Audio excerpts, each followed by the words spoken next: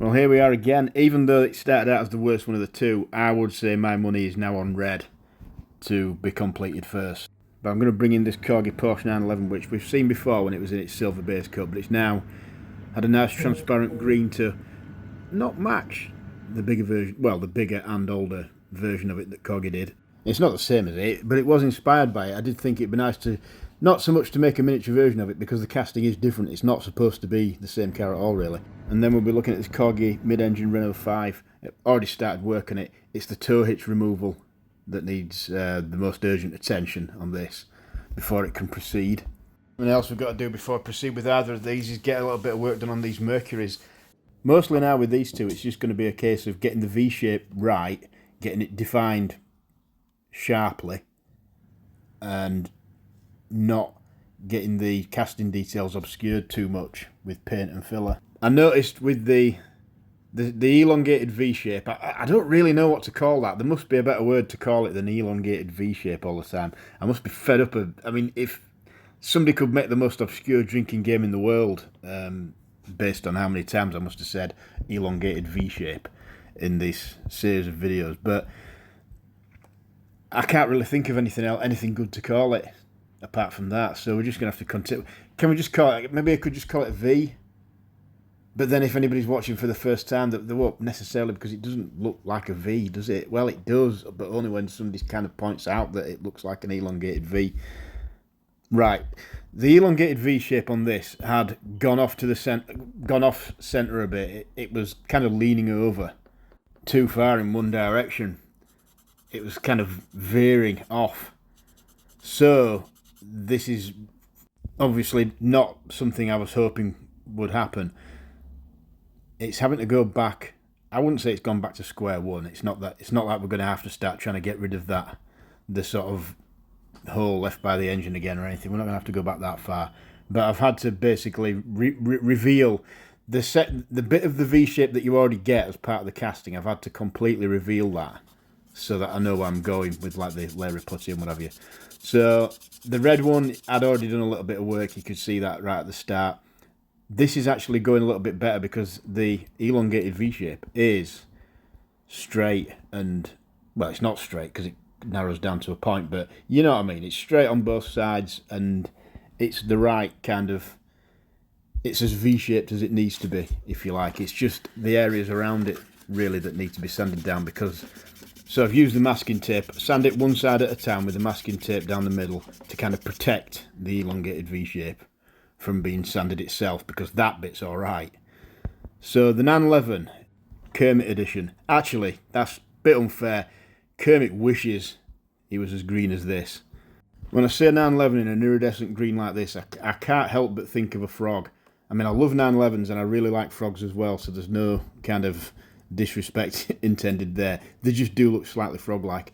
So the wheels, I'd already done the majority of the work on the wheels. I just thought I'd show the tyre being added to it because it just turns out quite well on this one. I like how the ridges of the original wheel combined with the new ridge created by the plumbing O-ring just sort of give it a bit of a tyre tread. Not a tyre tread that you're likely to find on any real car, I suppose. It's more like a forklift truck tyre tread or something. But there you go. That's an original 70s large size Corgi wheel that most people who customise Matchbox cars and Corgi cars and things like that would just bin and replace with something that they'd bought or something that they'd pilfered from something else.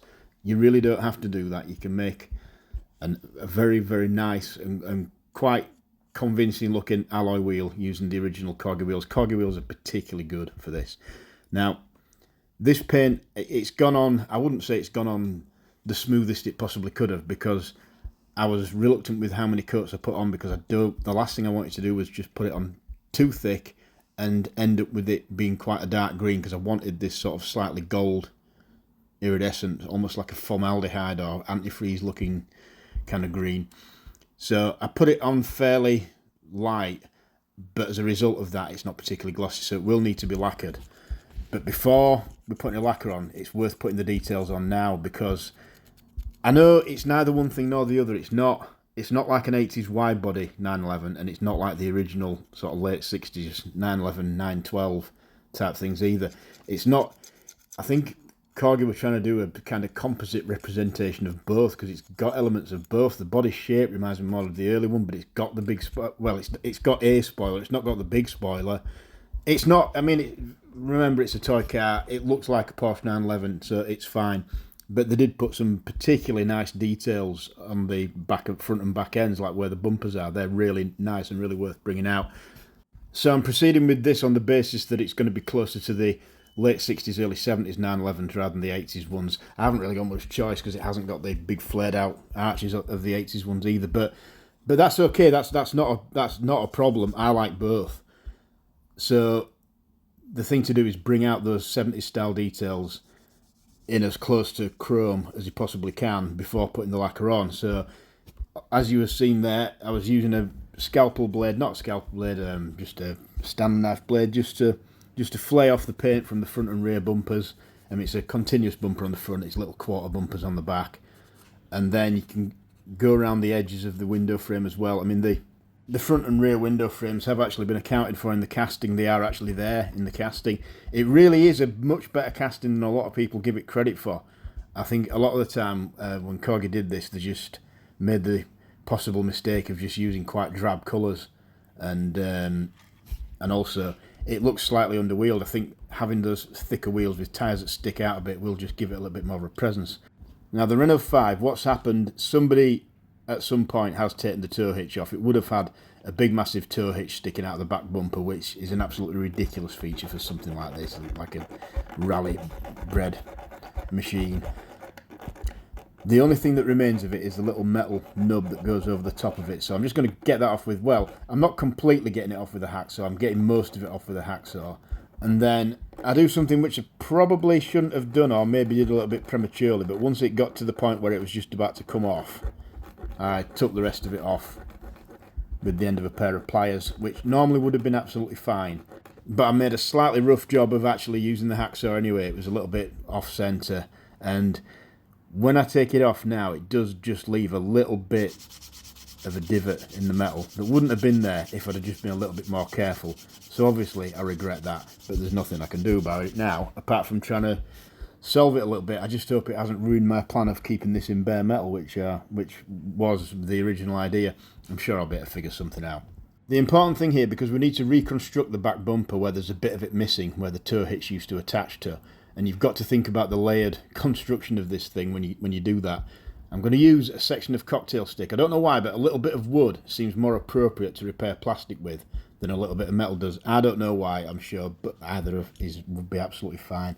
But what I want to do is reconstruct that bumper, but still leave the hole for the rivet exactly as it was, because this was another one where we didn't really have to drill the rivet. So I'd like to keep the original rivet, or as much of the original rivet in place as possible, and have this thing so it can still be taken apart with the repair there, rather than putting it all back together and doing the repair at the end. That's obviously not going to be the ideal way of doing it. So I've got the little section of cocktail stick, glued it into place, and then just reinforcing where it's been glued with a bit of super glue. And that little divot that I made in the metal at the back, I'm seeing if I can just repair that completely with super glue, because it's so tiny. There's no point mixing up a tiny little bit of modelling clay to try and do that. If you can just put a bit of glue in there and I'm sure it'll be fine. So this is 24 hours later after I'd let all that glue harden up on everything, and it's just a case now of just whittling and sanding down where the section of cocktail stick has been used as the section of replacement bumper. So it's just everything, all hands on deck, files, mini sanding pads, bigger sanding pads. I mean, I start both of them with a 120 grit sanding disc, because you don't want to be there all day if you don't have to. You might as well just get the worst bits off, especially if there's actually bits that are protruding that you know need to come down completely. Then you might as well start with a fairly harsh grit, because there's going to be quite a lot of sanding and painting. Hopefully not as much sanding and painting as there is with the front ends of the Mercury Cougars, but there will be quite a bit to do. I'm just putting it back together at this point to make sure that it can go back together properly and come apart again around the repair, because the repair that I've made, I want that middle unit, if you like. I mean, it's quite unusual here, because it's like well, actually, no, it's not that unusual. There's quite a few where the interior and the bumpers are combined, but they're not usually as big as that. But I just want that to be painted as one whole unit. It probably is going to ultimately be red again. So yeah, this is just a little bit of, it's actually Tamiya white. There's a point to using decent paint on this because the properties of Tamiya paint, it will act as like a little bit of a build-up coat as well that you can sand back to and do a bit of colour sanding. But the main reason I've just brushed that on is so I can see where I'm at, so make sure I've got the repair straight, that the bumper looks all right and is the right shape, and that the repair section that I've done covers up enough. It turned out not to quite do that, but it's not bad at all. So this is where we're at with the red one, with another coat of paint put on after what we've done. It's definitely getting there. That central feature is definitely getting there. This is where we are with the gold one, so we're just going to be sanding that putty off in the next episode. So the central feature is fine. It could possibly do with coming down a little bit, but it probably looks thicker than it is because of all the paint that's gone on there. The final paint won't be as thick as that. It's just that I've laid it up quite a bit just to aid with colour sanding. I've noticed as well I've got a different ride height. The yellow one's almost like a gasser. There's nothing wrong with the suspension on either of them. It's just the red one just sits lower. They have got different types of suspension well, not different types, but different materials for the suspension. 911's coming along beautifully. That's just waiting for lacquer now, and then after the lacquer it can have some details. The Renault 5, we'll notice there is a little bit there just on the inside of the bumper. I'll have to put a tiny little bit more on just to cover that up, just so that's not a thing when we finally paint it. The rest is just a matter of sanding really. So they're all coming along nicely. Thanks for watching. Join me next time.